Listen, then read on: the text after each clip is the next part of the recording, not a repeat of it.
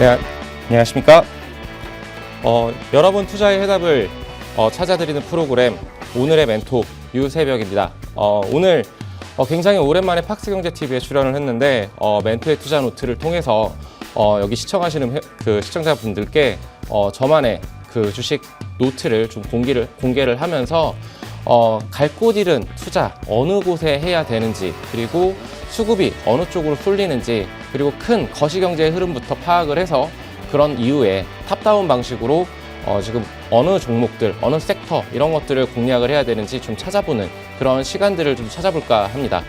네, 그래서 오늘 시장 굉장히 좋은 흐름들을 보여줬다라고 생각을 할 수는 있겠지만 굉장히 어수선한 그런 분위기를 보이지 않았나라고 생각을 합니다. 왜냐하면 연중 최고치를 기록한 코스피 지수 같은 경우에는 상승한 종목들이 400종목이고 하락한 종목들이 460종목. 그리고 코스닥 같은 경우에는 좀 많이 약했습니다. 696종목이 상승을 했고 하락 종목은 857종목으로 어떻게 보면은 더 하락한 종목들이 더 많았던 그런 하루였는데, 수급은 딱 기관과 외국인들의 매수세가 공통적으로 반도체 그리고 바이오 쪽으로 쏠리는 그런 흐름들을 보여줬습니다. 가장 큰 그 상승의 요인은 아무래도 환율이 1,300원대 후반에 위치하고 있음에도 불구하고 외국인들이 선물 시장에서 순매수세로 크게 들어와 주면서 우리 증시를 상승 흐름으로 이끌지 않았나라고 생각을 합니다. 수급 특징적으로 봤었을 때 반도체는 이 삼성전자 실적에 기인해서 삼성전자 실적이 8조 원 정도로, 영업이익이 8조 원 정도로 이렇게 예상을 했었는데 10조 4천억 굉장히 크게 어닝 서프라이즈를 기록을 하면서 추후 잠정 실적이 아닌 본 실적 기대감을 굉장히 높아지게 만들었고, 그리고 반도체 관련해서는 아무래도 여러 이슈가 있습니다. HM 관련해서 지금 SK 하이닉스는 계속적으로 좋은 흐름들을 보여줬는데 삼성전자만은 그렇지 못한 모습들을 보여주면서 주가가 좀 약세를 면치 못했었는데 이제부터는 우리 코스피 지수가 3,000포인트를 향해 갈 수 있을 것인가, 그렇다면은 나는 어느 곳에 투자를 해야 되는지 그런 점들을 좀 고민을 해보면은 좀 좋은 시간이 되지 않을까라고 생각을 합니다. 그리고 바이오는 지금 지속적으로 좋은 흐름들을 보여주고 있는데요. 뭐 치매 치료제라던가 아니면은 당뇨라던가 이런 여러 가지 모멘텀들이 붙어주고 있는 상황 속에서 코스닥 시장에서 알테오젠 같은 종목들이 굉장히 큰 상승들을 보여주는 흐름들을 저는 오늘 체크해 보실 수가 있습니다. 그렇다면 오늘 장 마감한 이 시점에서 이제 다음 주를 준비를 하고 하반기를 준비를 해야 되는데, 제가 본 관점에서 주식 시장을 접근을 할 때, 투자를 할 때 어떤 관점으로 좀 접근해야 되는지 정리의 시간을 좀 가져보도록 하겠습니다. 자, 그러면은 방금 코스피 시장과 코스닥 시장에 굉장히 간략한 브리핑을 마쳤는데요. 지금 보게 되면은 주식 투자 지금 해야 될까라고 좀 고민을 많이 하실 수가 있을 것 같은데, 먼저 저는 이 부분을 말씀을 드리고 싶어요. 지금 미국에서는 파월 연준 의장이 지난주에 요번 주죠. 디스인플레이션 경로에 진입을 했다라고 말을 하고 있고, CPI 및 PCE 물가 데이터가 둔화되는 모습을 보이고 있는데, 근데 9월 인하 가능성이 높아지고 있다라는 것은 증시에 굉장히 긍정적인 부분으로 작용을 해볼 수가 있을 것 같습니다.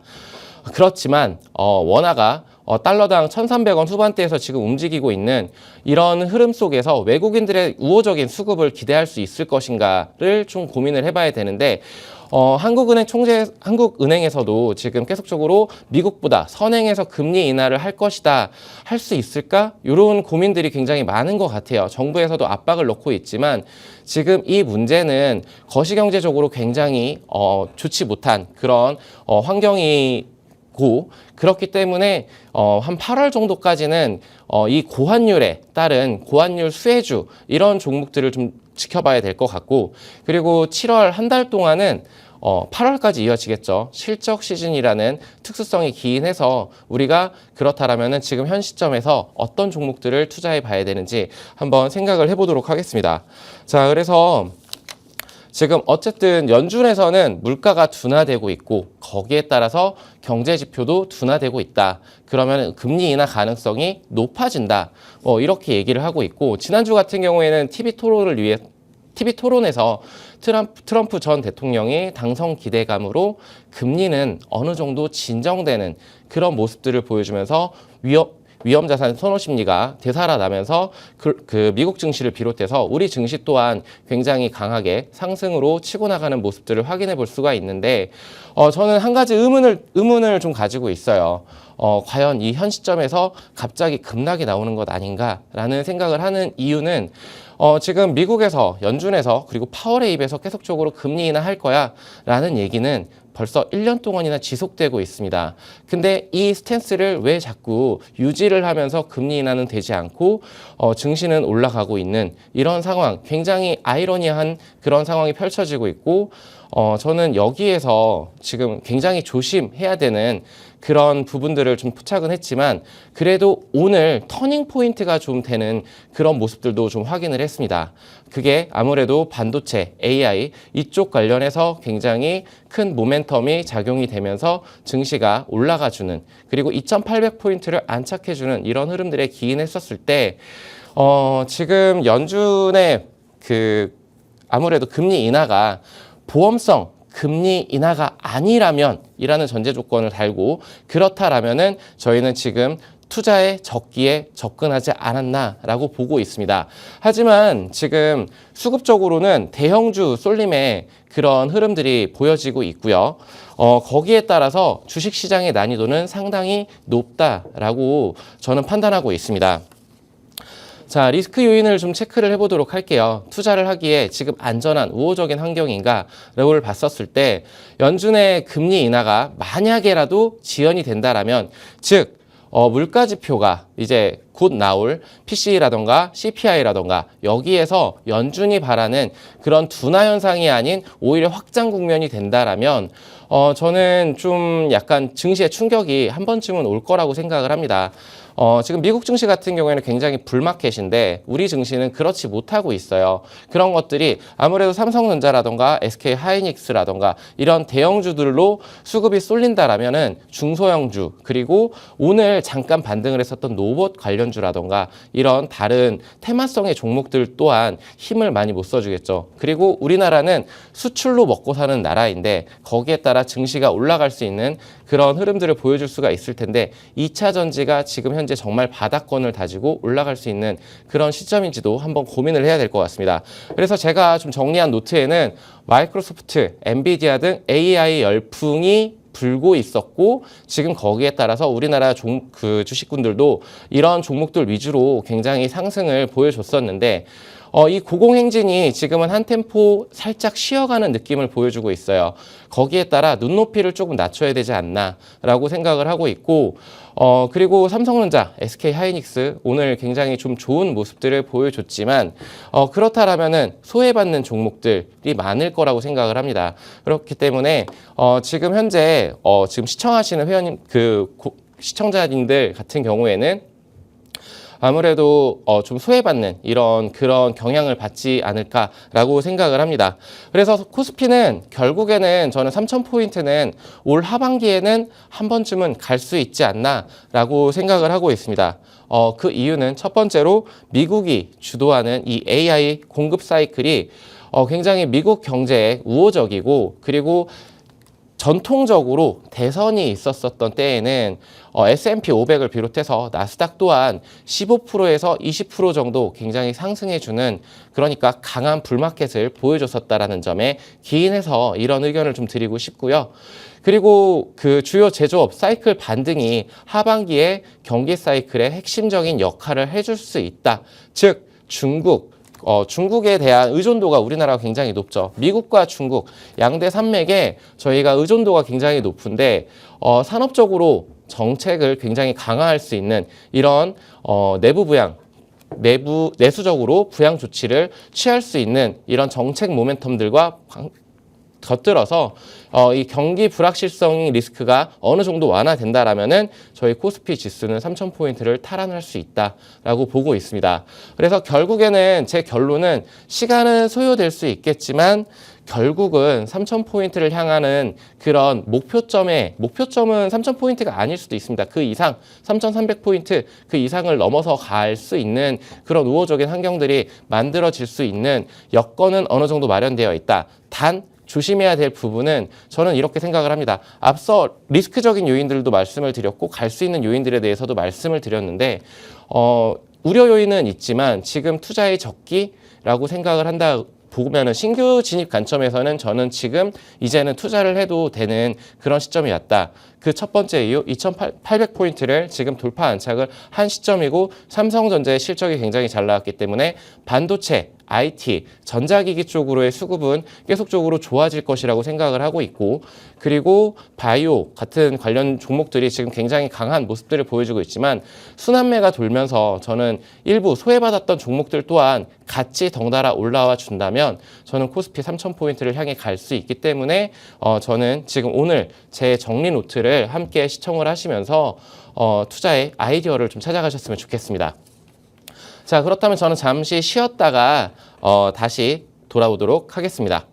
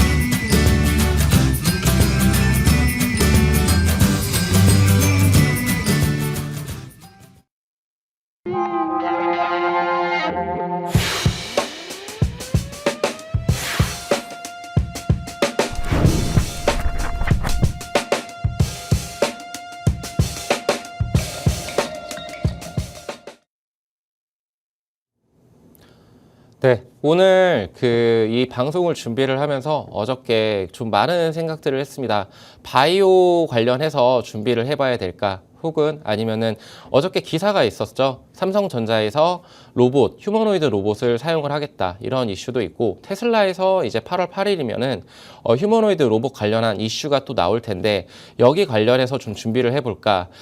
아니라면은 이제 실적 시즌이기 때문에 어닝 서프라이즈가 나올 수 있는 그런 종목군, 섹터들을 좀 살펴봐야 될까라는 고민들을 하다가 저는 누가 뭐라고 하더라도 이런 실적 시즌에 그래도 2분기 실적이 잘 나오고 그리고 지금 하반기를 준비하는 시점에서 3분기, 4분기의 실적이 굉장히 잘 나올 것 같은 결국에는 실적에 기반한 그런 경기를 방어할 수 있는 그런 종목은 무엇이 있을까를 봤었을 때 저는 최애 섹터인 방산을 좀 들고 나왔습니다.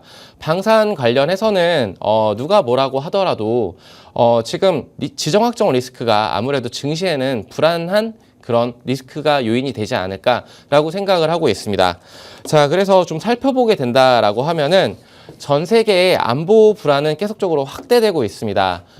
수에즈 운하 같은 경우 지금 물길이 좀 막히고 있죠. 그러면서 해운 섹터들이 좀 강한 모습들을 일부 보여주긴 했었는데 그렇다라면은 이런 테러 위협이라던가 아니면은 2022년 발발했던 우크라이나 러시아 전쟁이 아직도 끝나지 않았고 그리고 중동 지역의 위협 이런 모든 부분들, 그리고 중국과 대만 해협에서 지금 이루어지고 있는 그런 안보적인 그런 모습들을 보면서 이제 탈세계화를 통해서 전반적으로 유럽 국가들을 비롯한 아시아 국가들, 그리고 중동 국가들 또한 지금 방산 쪽으로, 그러니까 자신들의 국방력을 강화하기 위해서 국방비 예산을 계속적으로 늘려가는 모습들을 저희는 생각을 해봐야 된다라고 말씀을 드리고 싶어요. 워낙 진부한 얘기일 수도 있겠지만 저는 투자를 하심에 있어서 계속적으로 산업이 확장 국면에 있는 그런 산업군을 봐야 된다라고 말씀을 드리고 싶은데, 자, 여기 앞에 보게 되면은 글로벌 군사비 지출이 2023년도 대비해서, 그리고 2018년도 대비해서도 역대 최고 수준을 기록을 하고 있습니다. 점진적으로 계속 늘어나는 그런 모습들을 볼 수가 있을 텐데, 글로벌 연간 국방비 지출액 추이가 지금 2015년, 2008년이죠. 2008년부터 조금씩 오르다가 거의 완화되는 그런 모습들을 보여주다가 2016년을 기점으로 해서 급격하게 올라가고 있습니다. 그런 가운데 아무래도 미국이라던가 차이나가 굉장히 많은 국방비 예산을 쏟아붓고 있는데, 우리나라 또한 10위권에 위치하고 있는 모습들을 확인할 수가 있겠고, 전통적인 강자들이죠. 뭐 인도라던가 아니면은 사우디아라비아라던가 러시아라던가 이런 부분들을 좀 저희는 확인해 볼 수가 있는데, 자, 그렇다면은 우리나라가 여기에서 방산 수출을 얼마나 잘하는가, 워낙 강한 그런 흐름들을 보여줬던 방산이기 때문에, 방산 섹터이기 때문에 좀 누구나 아실 수 있는 내용이겠지만 다시 한번 상기를 시켜드리기 위해서 오늘 이 자리에서 말씀을 드리는 거고요. 무기 획득 예산이 국방 예산의 30% 이상을 차지를 하고 있다 라는 부분, 그리고 무기 공급 국가들이 결국에는 방산 수출 확대로 이어지고 있는데, 우리나라 같은 경우에는 방산 수출 점유율이 2.4%밖에 되지는 않습니다만, 미국과 러시아, 그리고 프랑스, 중국 앞에 굉장히 강한 이 독일까지 탑5 국가들이 근 80% 가까이를 점유를 하고 있는 시장입니다. 근데 우리나라가 2.4%로 약진을 하고 있고, 예전에는 불과 10년 전만 하더라도 수출을 거의 하지 못했던 국가였어요. 그런데 이런 가운데 우리나라가 지금 방산 수출 증가율이 74%, 여기 앞에서 보여지듯이 74%로 지금 글로벌적인 1위를 사수를 하고 있습니다.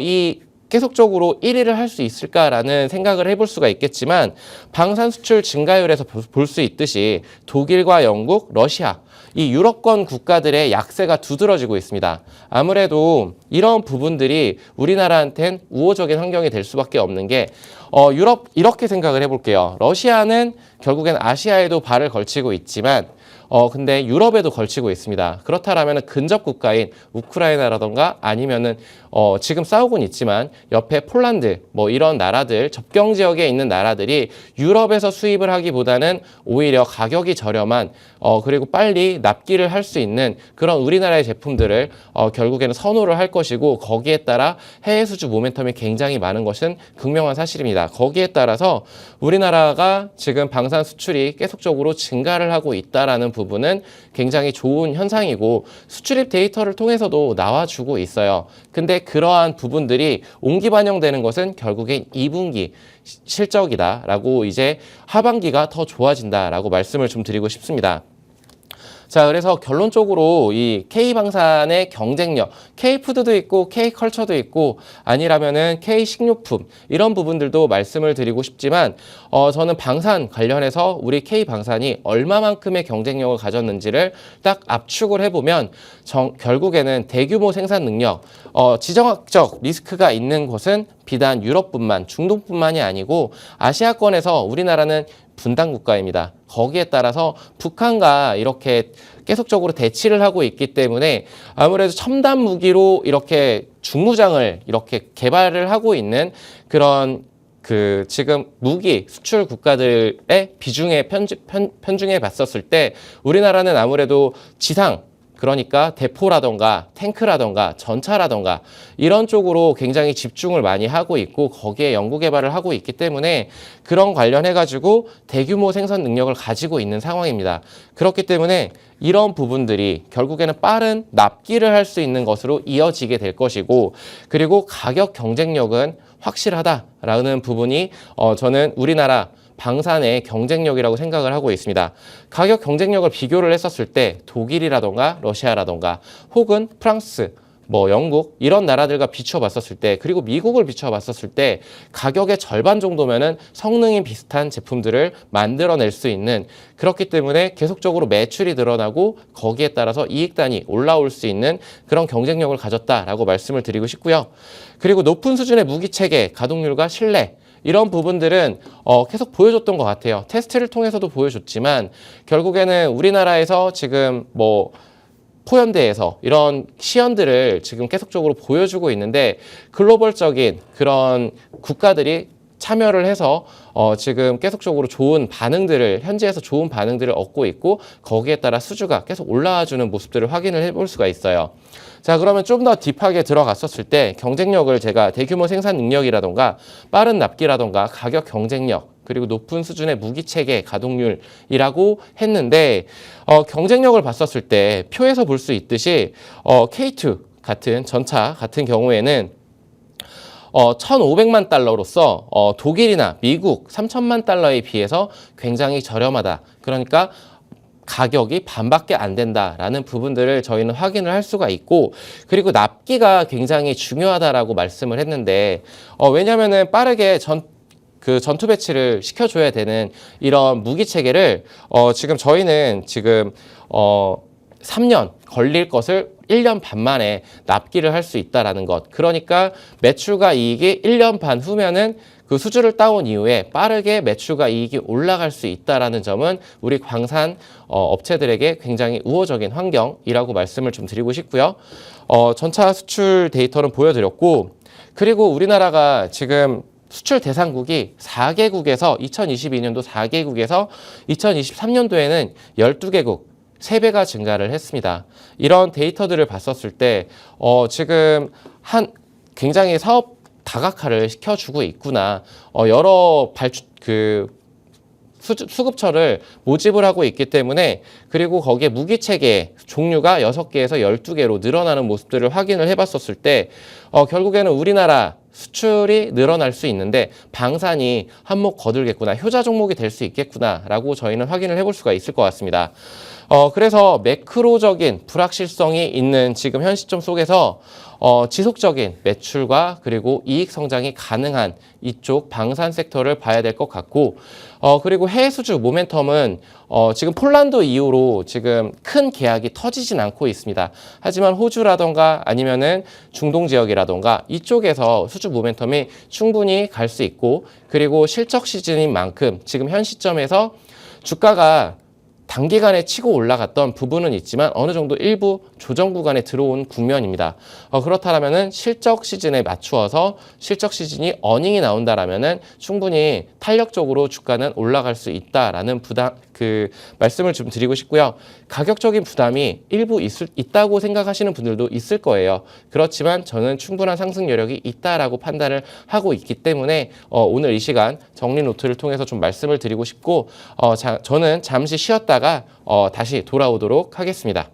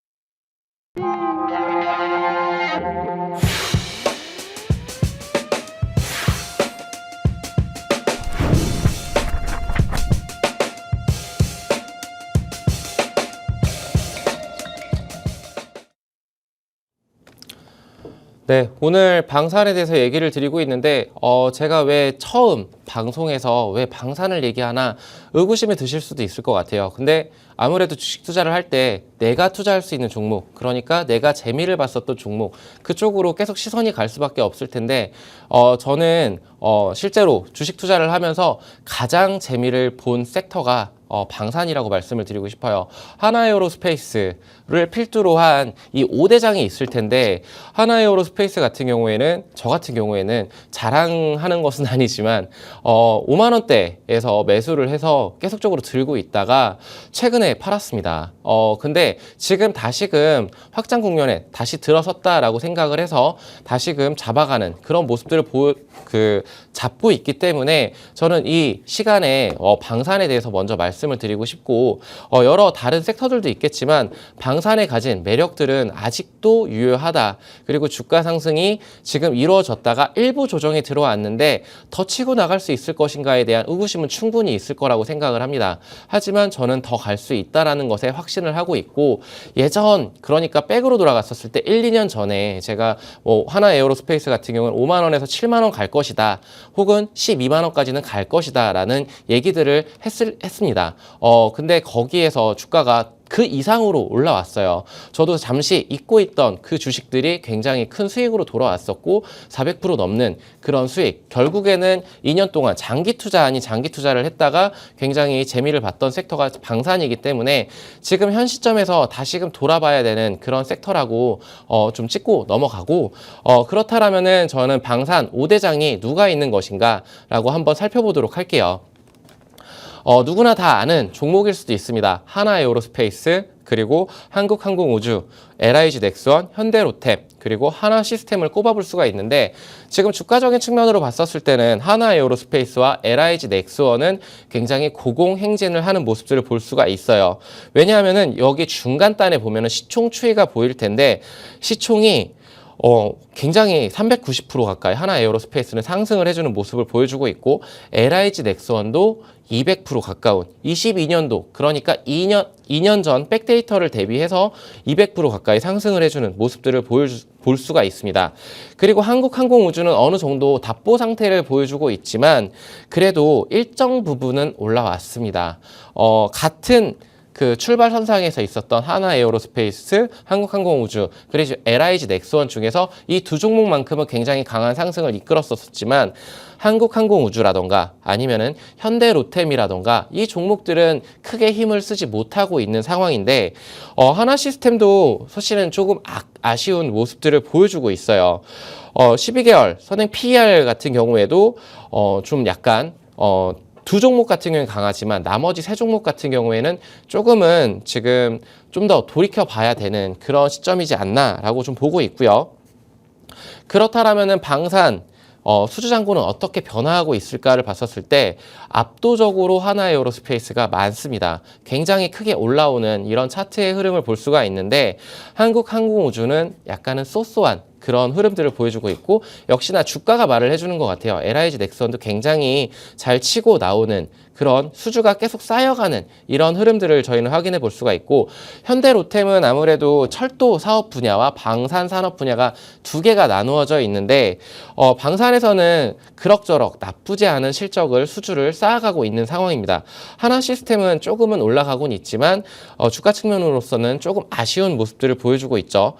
하지만 매출 같은 경우에 저는 계속적으로 지금 올라가고 있는 상황이고 수주 잔고도 계속 쌓여가고 있는데 대형 계약이 아직은 터지지 않았지만 그런 약간의 리스크는 있겠지만 K방산이라던가 K원전이라던가 국가적으로 밀어붙이는 국책 사업이기 때문에 윤 정부가 정권을 계속 잡고 있는 이상 그리고 다음 정권으로 넘어간다라고 하더라도 정부 정책적으로 계속 밀어붙일 수 있는 그럴 수밖에 없는 효자 종목 섹터가 이 방산이기 때문에 저는 계속적으로 무게 중심을 이쪽으로 좀 두고 있습니다.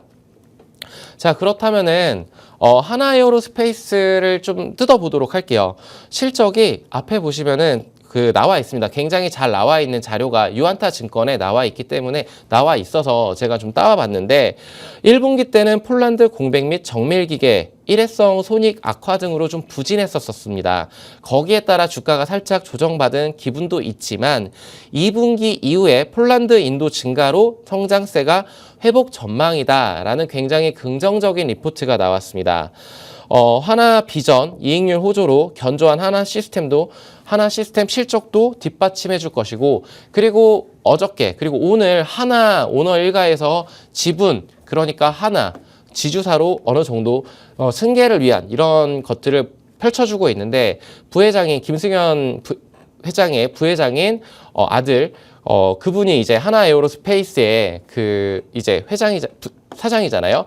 네, 그런 부분들이 굉장히 주주 환원 정책이라던가 이런 것들도 펼쳐줄 수 있고, 지배구조 개편에 따라서 주주 환원 이런 부분들도 기대를 해볼 수가 있고, 그리고 모멘텀이 뭐가 있을까를 했었을 때 지금 각종 양산 수출 계약을 체결하고 있고, 인적 분할이 9월 1일 날 예정되어 있습니다.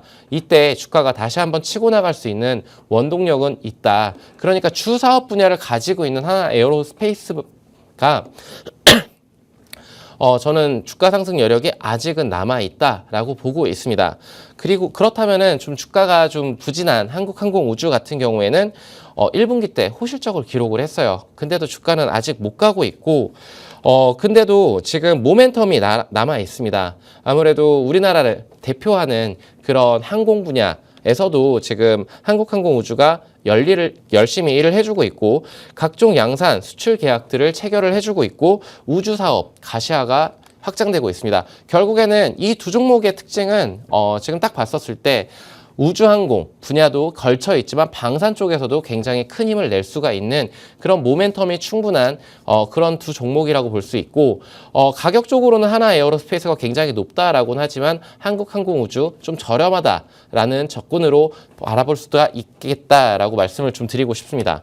자, 그러면은 이제 나머지 세 종목을 좀 돌아볼 텐데, 현대로템 같은 경우에는 아까도 말씀드렸다시피 철도 사업 분야 그리고 지금 방산 분야 관련해서 K2 납품 이런 것들이 폴란드 진행이 매출 인식이 조금 더뎠어요. 1분기 때 납기가 다 안 됐다라는 건데, 2분기 때는 이 납기가 온전히 이루어진다라면은 그 매출이 인식이 되면서 굉장히 크게 매출과 영업이익이 어닝 서프라이즈를 기록할 수 있는 그런 지금 현 시점이 왔다라고 볼 수가 있겠고요. 그리고 지금 LIG 넥스원 같은 경우에도 견조한 실적은 예상되지만 본격적인 실적 성장이 26년 이후 전망된다. 지금은 살짝 조정 구간이 올 수도 있을 것 같아요. 이 종목 같은 경우에는.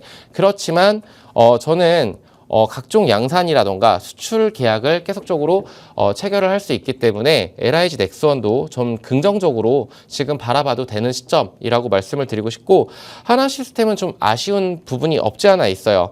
호실적을 기록을 했지만 주가 측면에서는 그렇지 못한 흐름들, 그렇지만 이제 미국 필리스 조선소도 인수를 했고, 그러면은 항공모함이라던가 잠수함이라던가 이런 조선 분야에서도 결국에는 군함이 교체되는 시기에 도래해서 저는 주가가 다시 한번 탄력받고 올라갈 수 있는 그런 방산 쪽의 흐름을 저는 생각을 해볼 수가 있겠다라고 말씀을 좀 드리고 싶습니다. 자, 그렇다면은 캐파 증설을 하고 있는 현대로템 그리고 하나 시스템, 결국에는 이 종목들이 지금 가진 실적과 그리고 앞으로의 실적 이런 모멘텀들을 말씀을 드리기보다는 캐파 증설을 하고 있느냐, 그러니까 실적을 더 뛰어넘을 수 있는 그런 모멘텀들을 가지고 있느냐를 봤었을 때 이 그래프가 말을 해주는 것 같아요.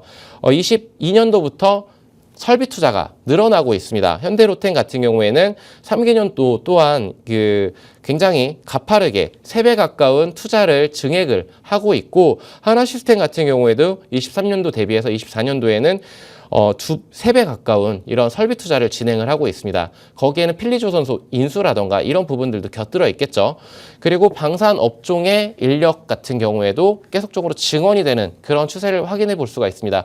결국엔 캐파 증설이라는 거는 그 산업이 계속적으로 성장할 수밖에 없기 때문에 캐파 증설이 되는 것이고, 캐파 증설이 된다는 거는 결국에는 매출이 2배, 3배 그 이상으로 뛰어오를 수 있는, 공장 가동률만 올라간다라면은 계속적으로 성장해 나갈 수 있는 산업이라고 말씀을 좀 드리겠습니다.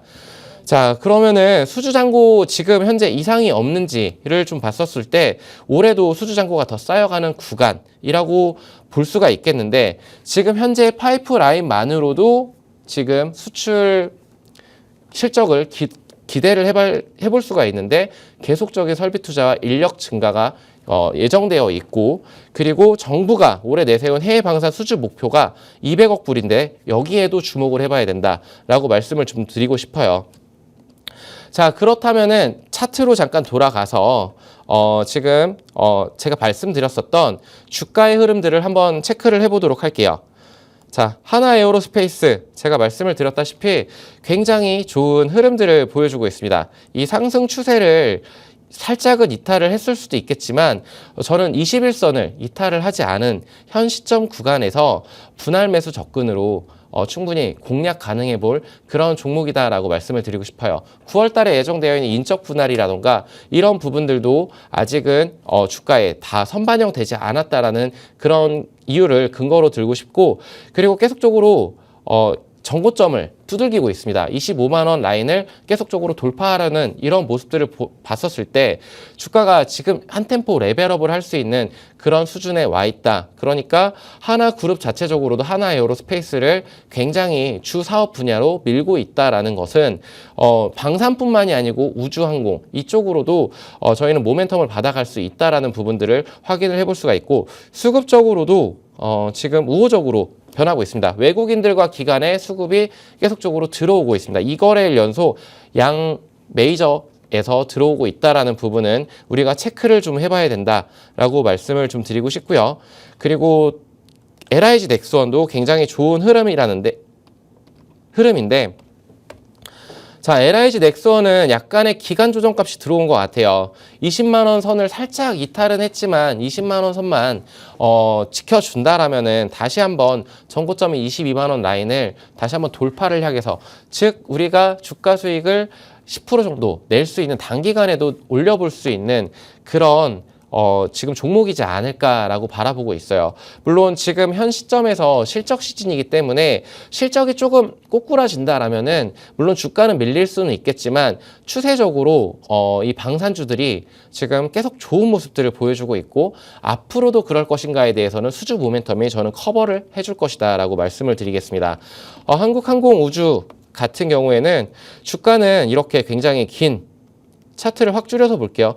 굉장히 긴 조정 국면에 시간 조정 국면에 박스 국면에서 좀 안타까운 모습들을 펼쳐주고 있는데 저는 지금 5만 원 라인이라고 한다 그러면은 저는 어느 정도의 저가 매수세가 들어올 수 있는 그런 현 시점이지 않을까라고 생각을 합니다. 그러니까 높은 가격대가 부담되시는 분들이라면 한국항공우주로도 저는 충분히 수익을 올릴 수 있는 그런 종목이라고 말씀을 좀 드리고 싶어요. 지금 현재 차트를 보면서 제가 이제 가격적인 전략들을 말씀드리고 있는데 제가 말하는 부분들이 조금은 틀릴 수도 있습니다. 하지만 저는 지금 가격대에서 충분히 이 5종목 모두 공략을 해볼 수 있다라는 관점으로 말씀을 드리는 거는 지금 현대로템 같은 경우에도 38,000원 결국에는 21선과 61선이 살짝 이탈은 했지만 이 38,000원 라인만 지켜준다라면은 42,000원이 아닌 한 5만 원까지도 저는 주가 상승 여력이 충분하다라고 말씀을 좀 드리고 싶습니다. 그 이유는 계속적인 우호적인 수급을 들어볼 수가 있을 것 같은데 지금 하나에어로스페이스가 보여지는데 현대로템 한번 체크를 해보도록 할게요. 현대로템 같은 경우에도 기관에서 조금 담아오는 이런 모습들을 보여주고 있고 이 수급이 계속적으로 우호적이다 아니다 이것들을 면밀하게 체크를 해볼 필요는 있겠지만 제가 이 5대장을 소개를 시켜드리는 거는 결국에는 우리 방산주들의 지금 주가 흐름이 어떤지 한번 되짚어보는 시간을 가져보기 위해서 좀 말씀을 드렸습니다. 자, 그렇다라면은 하나시스템이 마지막으로 남아있는데 하나시스템은 지금 뭐 조선소 인수 같은 경우에도 지금 이슈도 있고 한데 하나시스템도 마찬가지로 추세적으로 크게 이탈을 하지 않았어요. 약간의 언더슈팅은 있을 수 있겠지만 심리선인 61선을 지금 맞물리고 있고 그리고 중장기 이평선인 121선 위에 위치하고 있기 때문에 저는 지금의 조정 구간이라면은 저는 다시 한번 매수의 기회를 삼아도 충분하다라고 말씀을 좀 드리도록 하겠습니다. 그렇다면은 저의 히든 종목, 자 여기까지는 제가 5종목을 말씀을 드렸는데 저의 공략주, 그러니까 방산에서 너무나 잘 알고 있는 이 종목들도 지금 현 구간에서는 가격적인 측면 저는 충분히 올라갈 수 있다라는 여력을 좀 말씀을 드렸는데 저의 히든주를 조금 있다가 잠시 쉬었다가 말씀을 좀 드리도록 하겠습니다.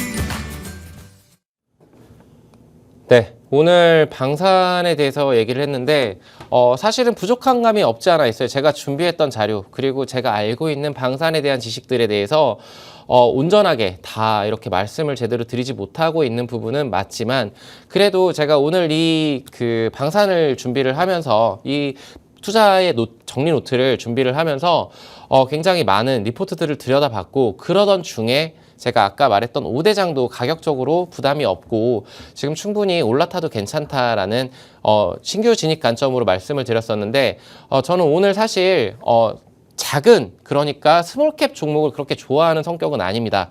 근데도 방산 섹터 안에 있는 스몰캡 종목을 한 종목 소개시켜 드리려고 해요.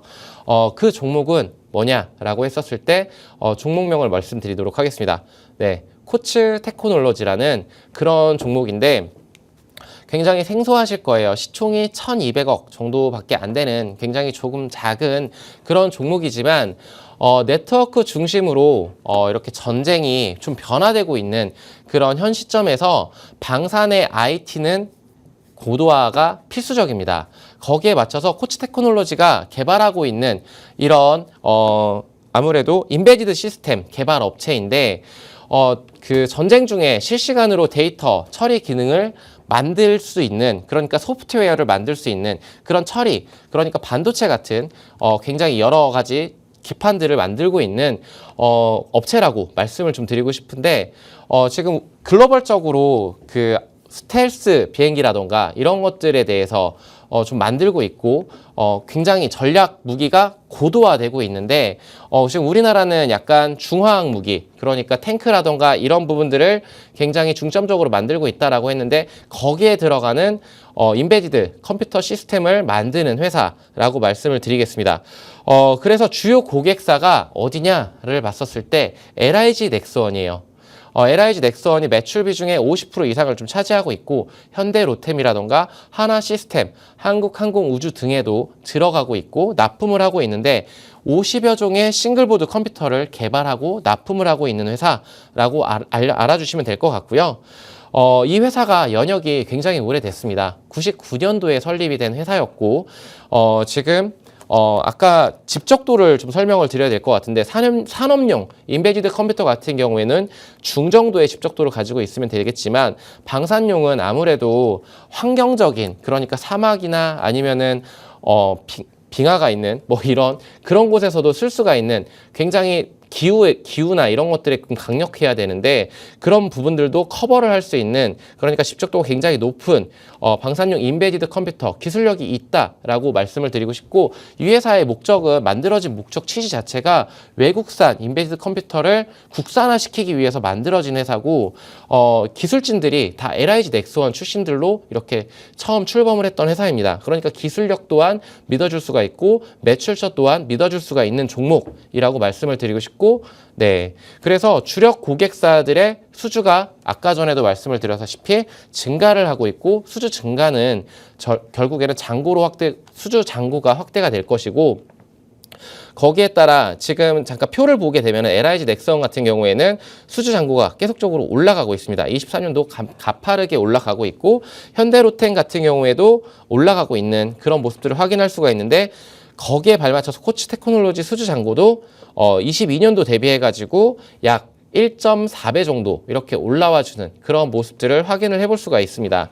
그래서 종합적으로 말씀을 드렸을 때 수출 무기 체계가 굉장히 지금 전략적으로 변화하고 있는 상황 속에서 코치 테크놀로지가 굉장히 작은 스몰캡 종목이긴 하지만 저는 주가가 충분히 탄력적으로 움직일 수 있다라는 측면을 이 실적 매출 재무제표를 통해서 말씀을 드리고 싶어요. 매출액이 21년도 대비해서 2배 가까운, 그러니까 3년 동안 2배 가까운 이런 성장 662억 원을 기록을 할 것이고 영업이익도 계속적으로 우성장하는 88억에서 114억으로 늘어나고 있고 당기순이익 또한 좋아지고 있습니다. 영업이익이 114억인데 당기순이익 92억. 영업이익률이 17%면 굉장히 좋다라고 말씀을 좀 드리고 싶고요.